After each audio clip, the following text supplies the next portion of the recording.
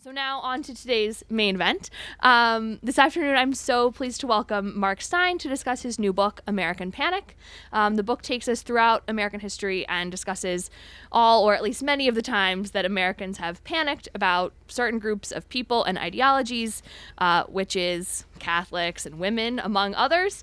Much of this is well documented, but Mark has brought a truly unique perspective in showing how these episodes happened and the patterns that run throughout them.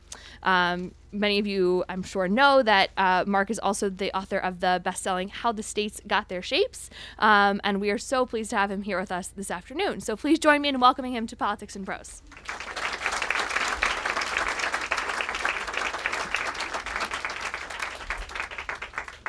Thank you, Abby. So when I set out to write this book, kind of my underlying question was, why do political panics happen? And I have to tell you that what I ended up finding is not quite what I expected to find. I began by looking at elements such as, so do we get them at times of political hardship? Or is it more often is it influential voices, politicians or people in the media of one type or another, planting fears? Or conversely, is it grassroots conflicts, economic conflicts that bubble up and become widespread panics?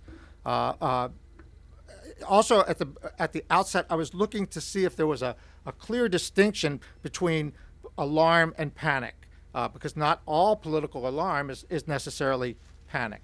What was in my head at that point were things like, after 9/11, we had good reason to be concerned about terrorism in the United States.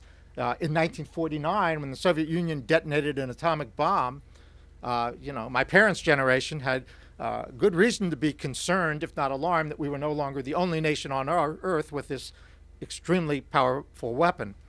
On the other hand, in 1834, when a mob burned down the Ursuline convent in Somerville, Massachusetts, that was panic.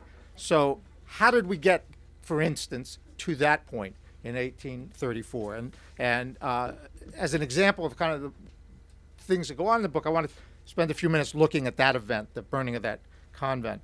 And one of the first things I didn't expect to bump into, I bumped into with that event, which is rather than national hardship contributing to it, national success contributed to it. In fact, 3 national successes, if you will, contributed to it. Now, the first of them was we won the revolution.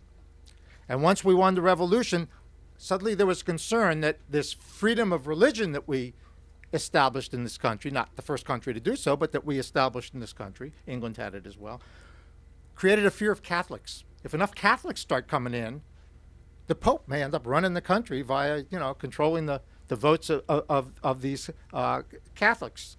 5 of the first 13 states had in their state constitutions a stipulation that only a Protestant could be elected to state office. And indeed, Catholics did start coming into this country. And I'm talking before the failure of the potato crop in Ireland in the 1840s. Almost right off the bat, Catholics started coming in because of turmoil in France surrounding the French Revolution. And Catholics from Ireland started coming in because of political turmoil in Ireland with conflicts with England. And as that was happening, 2 more national successes kick in. The first is in 1803, the Louisiana Purchase. We suddenly have all this new land. And in 1825, we complete the Erie Canal, which connects the original, if you will, body of land in this country to all this new land. And there's and this is where people are moving. And a lot of these newcomers who are Catholic are moving there, along with others. And there's this fear that, oh my gosh, we may lose all this. All this that we've gained, we may lose. So we come to 1834. And here is a case of indeed an influential voice inflaming these fears, though he is not the only influential voice to be doing it. But there's a man named Lyman Beecher. He was a very prominent minister in Boston, highly respected, father of Harriet Beecher Stowe, and if any of you have heard of the abolitionist Henry Ward Beecher, was also was his child. And he gave a sermon. The beginning of the sermon said, first line was that the Catholic system is averse to liberty. So that is the point of his sermon. And he says, under the influence of their priesthood, they may be induced to act as one. So here's one of the recurring elements I start finding a lot of across the board in Panic, is the use of absolutes. And the absolute here is that all Catholics think and act alike. He then goes on in the sermon and he uses what I call a blank to be filled in. Something else, you'll hear me talk about it a lot in the next 20 minutes or so as a recurring element. He says, how many presses might they influence by their promised patronage? How many mechanics, merchants, lawyers, physicians in any political crisis might they reach and render timid? I don't know how many. He doesn't tell us how many. That's for us to fill in. And there's no way we can do that without our personal fears and needs participating in the way we fill that in. He then goes on to actually hearken to national success. He says, it is the light of our Republican prosperity that is sending earthquakes under the foundation of their thrones, meaning the popes, I guess, and they have absolute no hope of rest, but by the absolute extinction of our light. A little further in this sermon, it's a fascinating sermon from the point of view of this book anyway, he brings up something that is the only element of this whole topic that is particularly American, because I believe that this kind of panic is a human behavior. I don't think it's a conservative behavior, a liberal behavior, American behavior. It's a human behavior. But there's one piece that is particularly American, though it probably has comparable elements in other countries, other cultures. And he writes, if this nation is, in the providence of God, destined to lead the way in the moral and political emancipation of the world, and let me cut in right there. There is a scholar, current scholar, who's Canadian, has a very Canadian name. His name is Sack van Berkowitz. And he wrote a book entitled The Puritan Origins of the American Self. And in this book, he argues that when the Puritans founded the Massachusetts Bay Colony, en route, they came with a mission, and it was articulated en route by John Winthrop, their leader, in a sermon in which he said that in this new land, we were going to create a new Jerusalem, a city on a hill. He's going from New Testament with that phrase. And it will be a beacon to the world of a pure Christianity. And through this beacon, we will bring that light to the world. What Berkowitz argues is that by the time the revolution took place, the people in America had secularized Winthrop's mission and replaced Christianity with liberty and freedom, so that we would be a beacon to the world of liberty and freedom, democracy, and through that we would bring the light of the one true way to the world. Now, when I read that years ago, not that many years ago, but some years ago, my first thought was, wow, that's a really good point. My second thought, and in many ways the more important, was this little voice inside the middle of my brain that said, but we are the one true way. I couldn't shake that, even with Berkowitz pointing it out.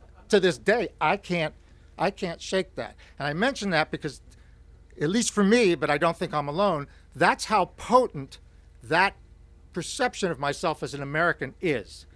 And Lyman Beecher, when he made this statement in the sermon, went on to say, if in the providence of God we're destined to lead the way in the moral and political emancipation of the world, it is high time she understood her calling and were harnessed to the work. The work is a blank to be filled in. What constitutes the work? Within 2 days, I believe, if my memory is correct, of this sermon, a mob burned down the Ursuline Academy across the Charles River in Somerville, Massachusetts. This notion of influential voices, such as Lyman Beecher, is, of course, not an old one. Let's compare him to someone from the present. Beecher began that sermon by saying, the Catholic system is averse to liberty. In 2011, Newt Gingrich said, I believe Sharia law is here comes an absolute, mortal threat to the survival of freedom in the United States. So we have the same absolute, very, very parallel statement. One is concerned about canon law, and the other is concerned about Sharia law becoming the rule in this country. And in fact, both of them are doing yet another element that recurs a lot, and that's what I call the filtered fact. Newt Gingrich is a highly educated man, and I don't for a minute think he's a stupid man. And I think he probably was aware that he was filtering this fact, which, by the way, is another piece here. Sometimes people are panicked, and sometimes people are availing themselves of panic. And there's really no way to know for sure which is which, because you'd have to climb inside their head, and we can't do that. But I suspect that Newt Gingrich knew he was filtering the following fact. Article 6, Section 2 of the Constitution. It's called the Supremacy Clause, and it says very clearly that the laws of the United States are supreme over any foreign law, that no judge, and it says no judge, can rule and give privilege to a foreign law over the laws of the United States. So, in fact, Sharia law can't happen unless we enact it, and then it's American law. Which may be why in the same statement, Newt Gingrich went on to a very interesting blank to be filled in when he said, stealth jihadis use political, cultural, societal, religious, and intellectual tools, and then went on and completed the sentence. But whoa, whoa, whoa, what is a stealth jihadi? It's secret. We don't know because they're stealth. The other day, honest, true story, my wife sent me and our two sons a Fareed Zakaria column and said, this is just like we were talking about yesterday involving Obama's restraint, something over-restraint, in not wanting to use military force, and particularly boots on the ground, in various Middle Eastern conflicts. And it's great. I still think it was a great article, but maybe he's a stealth jihadi. We don't know. Secrecy is very potent. Think of all the concerns probably shared in varying degrees by everyone in this room right now about the NSA, which, whether it intends to or not, is a secret place. So what are they up to? And we all are filling in that blank, and our fears and needs are participating in the way we fill in that blank. And indeed, we don't know. But not all panics emanate from influential voices or political leaders, if you will, fanning the fears of people. Sometimes they emanate from the bottom up. Indeed, sometimes they are grassroots. The one I want to talk about is a panic that existed for a very long time in this country about Chinese. You can almost date it precisely from the discovery of gold in California to December 7th, 1941, when suddenly Chinese are cool, it's the Japs. It's a little oversimplifying both panics. But indeed it began with the discovery of gold and the gold rush. And it wasn't just Americans rushing out to get that gold. People were coming from all over the world to try to find gold. So the first Chinese to come in any number to this country were men who were gold miners. They set up little mining camps, as did little American mining camps in mostly California. And oftentimes there would be conflicts if a group of Americans thought, those Chinese guys might be onto something. And in many, many occasions, they'd go wipe them out or push them out or do whatever they could to get them out. And oftentimes they would precede this by passing a resolution, as if somehow this made this violence legal. I want to read to you part of one of these. This was appeared in the San Francisco Bulletin in 1857. Just want to read you part of their resolution. And I'm just going to raise this hand every time there's an absolute in this little section of the resolution. Whereas the requirements of patriotism to preserve the inalienable rights of American freemen and hand them down untarnished to our successors imperiously demand of us decisive and energetic actions on the momentous question of Asiatic aggression in the mines. Excuse me for a moment, filtered fact. There is no record that exists today, to my knowledge, of Asiatic aggression in the mines. There's a lot of records of American aggression against Chinese in the mines. Then further down the resolution says, therefore we have, and now I'm back into the quoting part, the responsibility of expelling from our midst these intolerable nuisances. What started to grow in addition was another element that sometimes will happen in political panics, which is sometimes separate panics will merge. And boy, then things really get potent.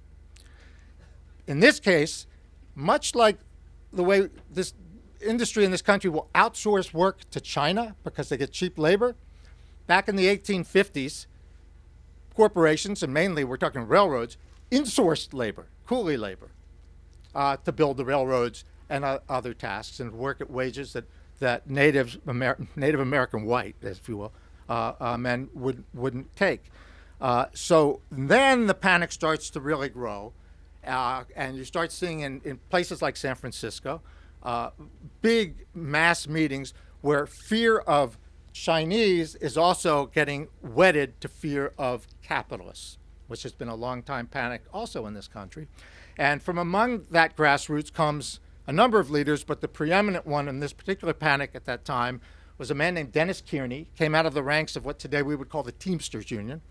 And he would give speeches in San Francisco filled with the same kind of panic-inducing rhetoric that I've been citing. And repeatedly at the end of these speeches, mobs would break off, not the whole group, but sufficient mobs, head over to Chinatown, beat the dickens out of Chinese who happened to get caught on the street, smash and burn their stores, set fire to their homes. And only at that point did the politicians then come on board in this panic. Happened a little earlier in California, but eventually happens here in the nation's capital, when in 1882, Congress passed the Chinese Exclusion Act. It was the first time that the federal government had ever closed the doors of immigration to a group based on their ethnicity. So the federal government is now participating in panic. It's not the first time they participated in panic, but it's the first time in that panic that they participated in it. There's one other piece in that resolution that maybe slipped by you, so I want to just go back and repeat the phrase, because it's the most frequently occurring absolute, in my opinion, in American political panic. And it's the part where they said, made reference to preserve the inalienable rights of American free men. So they're referencing the Declaration of Independence. To me, the most frequently used absolute in American political panic is the Founding Fathers. And it cuts across time, and it cuts all across the political spectrum, far left, far right, everything in between. And what is the absolute? The absolute is the implication that the Founding Fathers shared a vision. Well, yeah, they did. They all agreed that we shouldn't be part of England. After that, it's a little hard to know if they agreed on anything. I think they would have had trouble dividing a lunch check, these guys. And yet it is used so often, as I'm sure you all know. I want to just give two quick examples from works from the 19th and early 20th century from both ends of the political spectrum. From the right-wing end, a book that appeared in 1906 called Danger, Socialism or Empire. This was a book that was stirring up fears of radical movements, socialism, communism, anarchism, all the things that were brewing back then. And one sentence from the book says, and it's one of the Founding Father references, our Constitution was framed with the creditable objective of allowing absolute freedom in business conduct. So in addition to the Founding Father reference, we've got an absolute. In fact, it's an absolute that uses the word absolute freedom. And we have a filtered fact. And the fact that it's filtering is that, well, only once does the Constitution of the United States refer to business conduct. Article 1, Section 8, Congress has the authority to regulate interstate commerce. So it's anything but absolute freedom, the one time it does mention it. From this end of the political spectrum, a book from 1895, written by a man named M.W. Howard, who was in fact a member of Congress, called The American Plutocracy. Today, it would probably have a title that referenced Wall Street or billionaires. That was his fear. And he wrote, the millionaire is a product of modern civilization. He was, here's an absolute, wholly unknown to our revolutionary forefathers. He, here's another absolute, could not have flourished in the same atmosphere which gave birth to our Declaration of Independence. Well, maybe it's not a filtered fact because indeed, at the time of the revolution, there were no millionaires. There was no one in this country who had $1 million or more because our currency wasn't in dollars. It was in pounds and shillings. But there were some very, very, very rich people in this country. Some of them were founding fathers. Some of them weren't. One, for example, who was not a founding father, was a very, very rich man in Philadelphia named Haym Salomon, who lent huge sums of money to the Continental Congress so that they could, in fact, prosecute this war. So he did indeed flourish in the same atmosphere which gave birth to our Declaration of Independence.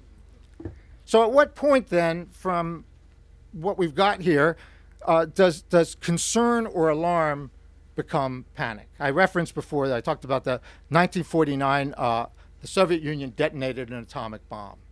By 1950, a book appeared called Red Channels.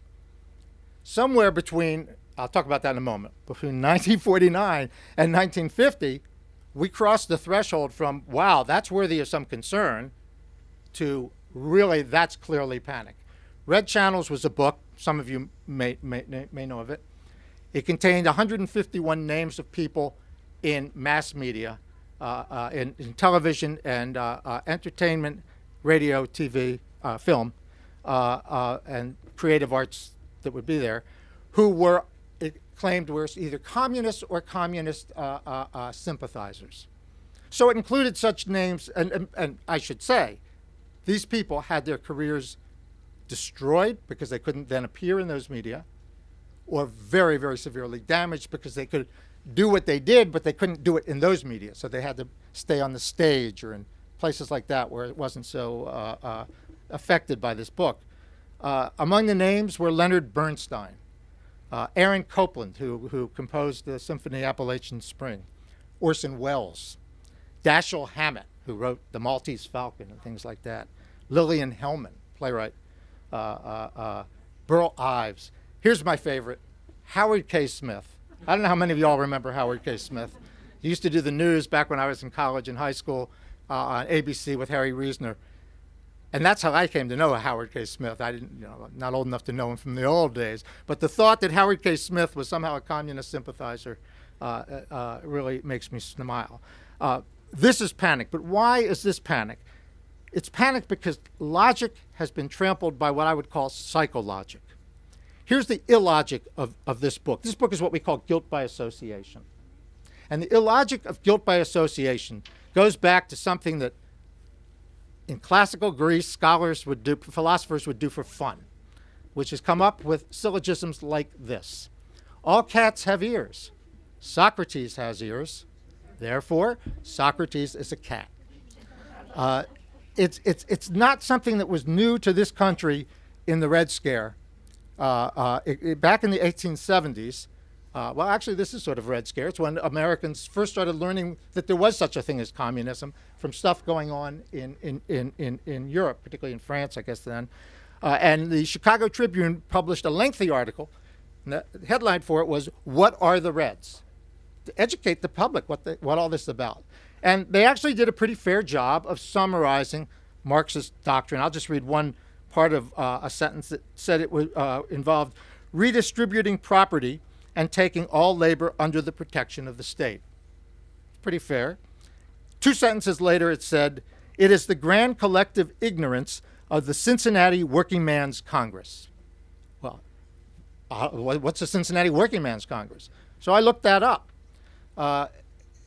A month before this publication, this was August to September in 1870, there was a group that met in Cincinnati called the Cincinnati Working Men's Congress. It was a gathering of labor unions, union leaders. Today we might call it a PAC, a political action committee. They were trying to pool their resources, particularly their manpower resources, to urge their rank and file to vote for representatives who supported labor's interests. And in that era, labor's number one interest was an 8-hour working day. So here's the syllogism in the Chicago Tribune's piece. Communists advocate collective action. The Cincinnati Working Men's Congress advocates collective action. Therefore, the Cincinnati Working Men's Congress is communist. It still goes on today. Here's a story you probably actually may remember from the news in 2012. Michelle Bachmann made a statement. The mother, brother, and deceased father of Huma Abedin are connected to the Muslim Brotherhood. She too, by extension, may be working on the organization's behalf. So what this brings me to is that there is no bright, shiny line between logic and psychologic. There's no bright, shiny line that says, this is panic, this isn't panic. And in the book, most of the time, I talk about portals to panic. Or I talk about panic-inducing thoughts. And we are all subject to those kind of thoughts. It doesn't mean we're all panicked. The one thing where I think we can clearly say that is panicked is when someone says or does or advocates that which they fear. Two quick examples of that. When one fears, as did the New York legislature back not too long ago, back in the earlier part of the 20th century, that Puerto Ricans endanger the nation.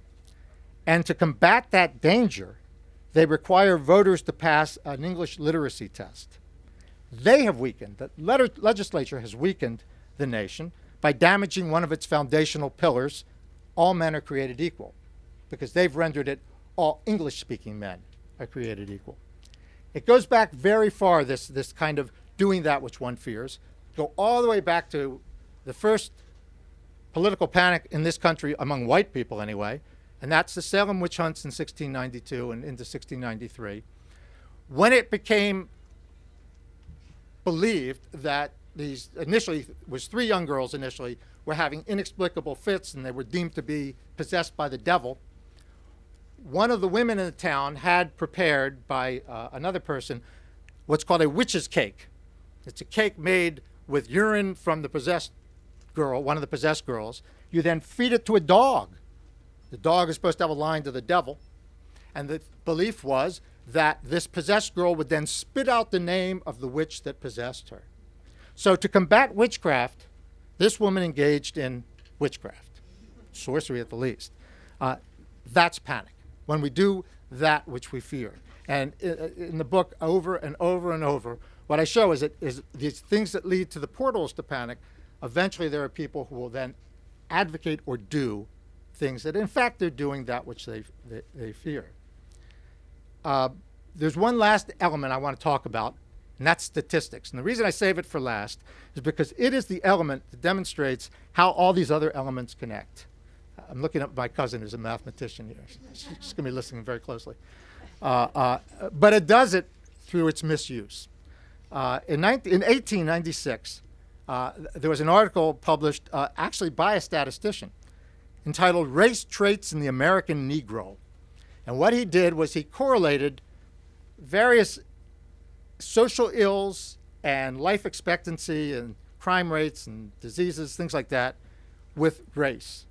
And he found that African Americans correlated much more highly, as one might expect, with these than others. And he concluded, reading from his article, it is not in the condition of life, but in race and heredity that we find the explanation of the fact to be observed, here comes an absolute, in all parts of the globe, another absolute, in all times, one other absolute, and among all people, namely, the superiority of one race over another and of the Aryan race over all. The mistake this man made, which boggles me because he's a statistician, he was a statistician. In Statistics 101, I was taught correlation does not imply causation. Let me give you an actually true statistic, and it's really startling. 99% of all murderers drank milk as children. But milk didn't cause them to become murderers. Nevertheless, this kind of correlational causational fallacy goes on. In 1969, consider the year we're talking about. This is research done by Arthur Jensen, a University of California professor at Berkeley. This is not an uneducated man. But 1969, meaning the research probably happened in 67, 68, the height of riots in this city, racial riots. He published a piece, and in fact, he published it in the Harvard Education Review, in which he correlated IQ tests with ethnicity and concluded, I won't read you the whole quote, unless you want to hear it in Q&A, that blacks had genetically lower IQs than whites. As soon as he published it, there was a truckload of scholars saying, whoa, whoa, whoa, that is really bad science. It works off 2 dubious assumptions and a fallacy. Assumption 1, that intelligence is something that can in fact be measured. Assumption 2, that the IQ test in fact measures intelligence. And number 3, the fallacy, the correlation implies causation. Nevertheless, it goes on. In 1985, in some ways this is my favorite, a report from the Heritage Foundation that used correlation causation, didn't even use data. They just used correlation causation. And in a moment after, I think you'll see why they would do something like that. And particularly interesting in this Heritage Foundation report is that their correlation causation argument without data was wedged between two blanks to be filled in. So first let me give you the blanks to be filled in and then the data, the correlation in between. Right before it, they said, they were talking about federal role in education. And right before it, they wrote, the feminist agenda obtained a solid foothold in education. Well, feminist agenda is an example of the kind of blank to be filled in that is really current today. What is the feminist agenda? It's up to you to decide what's on that list, and your fears and deeds will participate in it. What is the homosexual agenda? We'll fill that in depending on our fears and need. Then right after their little correlation thing, they talked about how all this was used to promote their, here's the quote, destructive sex ideology. What is a destructive sex ideology? That's up to you to determine when your sex ideology, whatever that is destroyed. And here's the correlation piece that went in between those two. They wrote, students have been subjected to the feminist worldview through illustrations of mining engineers and men happily tending the baby, wearing an apron, and stirring a pot during the day. So in other words, they're saying that there's a correlation between students, young people, seeing illustrations such as those and then having their sex ideology, however you choose to fill in that blank, be destroyed, however you choose in what destroys sex ideology. Why is this so potent? Correlation does not imply causation, but it does cause assumption. And assumption is a vital element of human behavior. We all use assumption in so many ways, every moment of every day. If we did not use assumption, we would walk down the sidewalk the same way we cross the creek on wet rocks. So we fill in blanks and go, that's going to be this. And prejudice, if you will, is a form of assumption. So then what is the relationship between assumption, this very, very needed human piece of behavior, and correlation, causation, guilt by association, blanks to be filled in, filtered facts, and absolutes, these elements I've been talking about. And what ties them all together is certitude. We all have a need for certitude. That's just a human need. But we don't all have it to the same degree. And the example I give of this is jealousy, which is not political. It's certitude in a relationship. But some people need more certitude in their relationships than others. Some people are more jealous than others. To get to why, you'd have to climb into the wiring of their head, which is like cobwebs in the dark corners. I can't get there, but it's clear that some people need more certitude than others. By that same analogy, it is what's operating, I think, in this political realm. So that when I started this project, I asked myself why political panics happen. What I didn't expect is that by the time I got to the end, really the question I was asking was, why do some people panic when others don't? Those initial things I talked about national hardship, or people inflaming it from above, or grassroots from below, social conditions, absolutely something like that needs to exist for it to become widespread.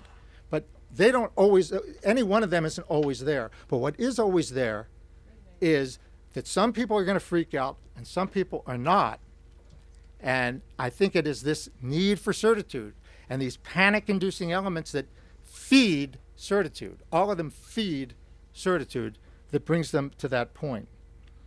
I don't pretend that this book is going to be a silver bullet to end political panic, if for no other reason that we're a democracy. And as long as we're a democracy, it will serve some people's ends to whip up fears to get elected to office. So that's going to keep happening in this country. If it doesn't, we've got bigger problems. My hope, which is nevertheless a really big hope, is that people will become more attuned, perhaps, to these elements. And that when they encounter panic-inducing elements, my hope is, for one brief moment, they will think about their thoughts rather than let their thoughts pull the trigger, sometimes literally, on panic. Thank you very much. I'm happy to answer your questions.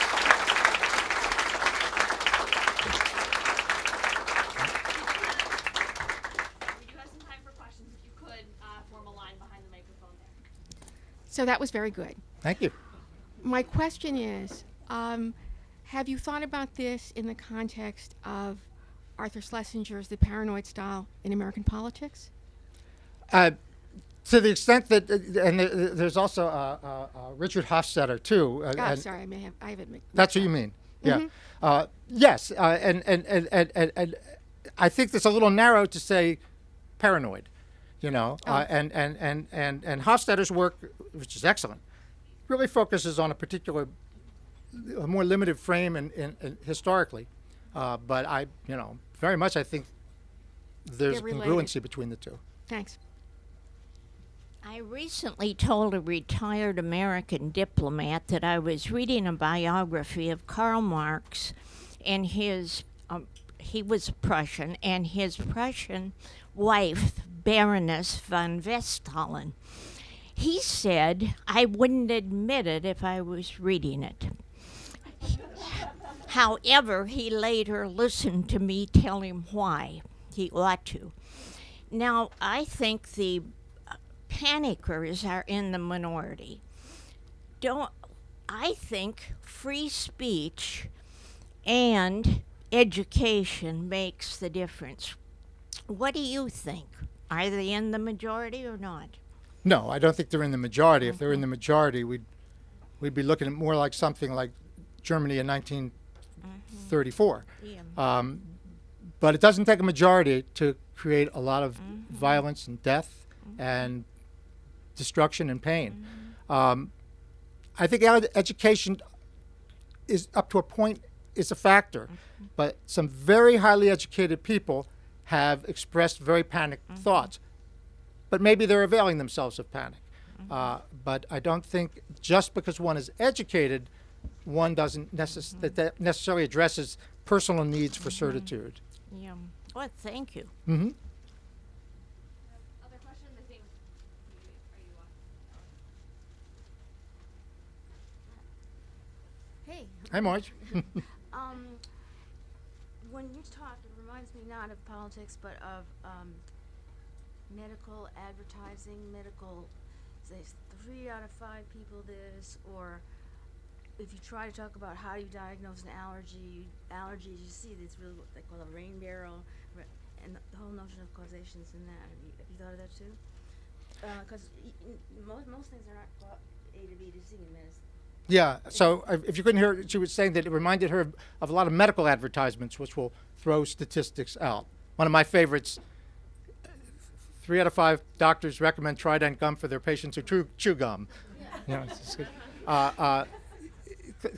Clearly, statistics can be very persuasive, and if you can just, cast them in the right light, that will help make your case. So in that respect, yes,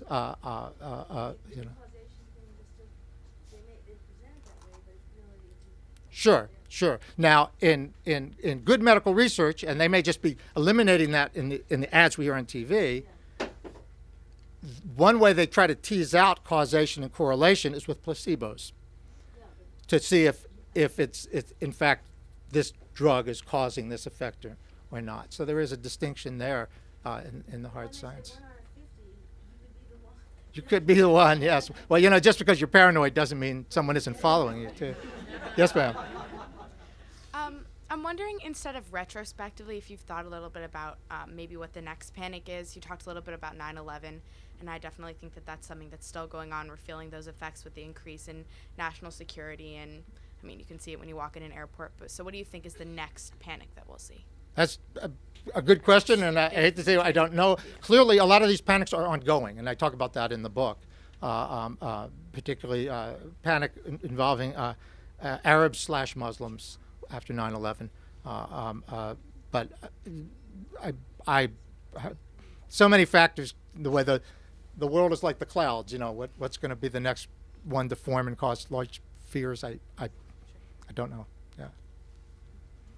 You mentioned the newsman Howard K. Smith, and he was a newsman at another time before the 24/7 news cycle. Sure. So my question is, let's make up a news organization. If there were such a news organization, it's called Fox, who had a lot of people that can were imagine interested what in it. kind of music, An yeah. entertainment agency, rather news. No, but on the serious point, do you see the 24/7 news cycle having any effect on panic? Increasing, decreasing? Is it different now, say, than 1897 when a letter, would take 4 days to reach across the country? Right.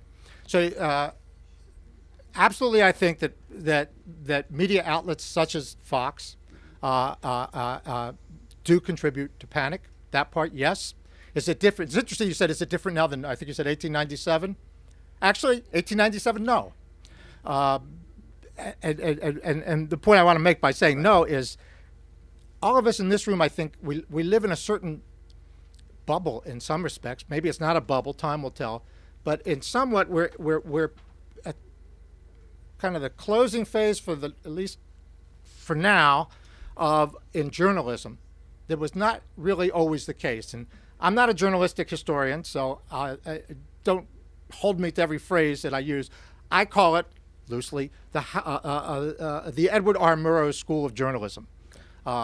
Murrow was a great broadcaster for CBS during the war, and then in the years that followed the war, and a great number of newscasters really grew up under him and followed in his footsteps.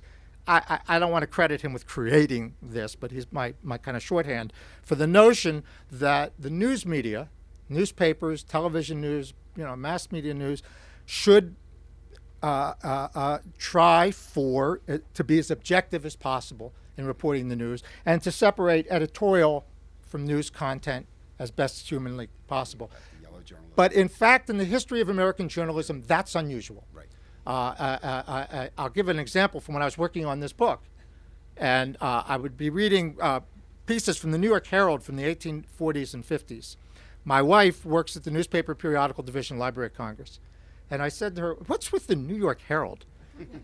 They're like so pro-slavery. They're like, everything about the South is like, they're New York." And she said, "Well, you have to understand, Wall Street was financing the cotton trade in this country, the whole international cotton trade. They had deep economic interests tied to this Southern industry, and the New York Herald was their voice, whereas other newspapers in New York were the voice of this group or that." There's that phrase, yellow journalism. Journalists, for the larger part of our history, have been anything but factual. I had to be very careful when I wrote this book, and I cite a lot of newspapers, to make it clear that just because I'm reading something, quoting something from a newspaper, doesn't mean it really happened that way, because they were, well, like Fox, and you can't be sure that just because some newspaper in Montana said this about Mother Jones during some labor dispute, that in fact Mother Jones did that or not. An excellent answer, but just a quick follow-up on that. Some people believe that a person on TV is more believed, not believable, but more believed. So I guess, well, what you say is absolutely 100% true. Yeah. Just the scope of the audience, I guess I'm saying. Right. And so would it be easier to create a panic today if someone decided to use the media than it would have been in some of the historic things you do? Do you think it would make a difference, or it wouldn't? Well, that's a good question. I don't know back in the day Right, how much the average reader ascribed Right. validity to something that they read in the New York Herald. Right. Or was it more like something that in the 50s and 60s, a Russian, from what I understand, would read Pravda with, kind of a jaundiced view. Right. Not all Russians, but there were some. But clearly, it gets to, in a way, correlation causing assumption. Our correlation of information we get from a guy shouting on a corner is they tend not to be accurate. Our correlation of something we read in the Washington Post or the New York Times is they tend to be right. As you say, you see it on TV, we still kind of correlate that less today than we did 20 years ago because of places like Fox. Gee, they tend to be right. So they are, there's a wonderful book called The Tipping Point, where Malcolm Gladwell talks about messengers and how sticky the message really gets very much to what Gladwell's talking about who's the most effective messenger. Thank you. Yeah. Any last questions? All right. Thank you so much. Okay, thank you.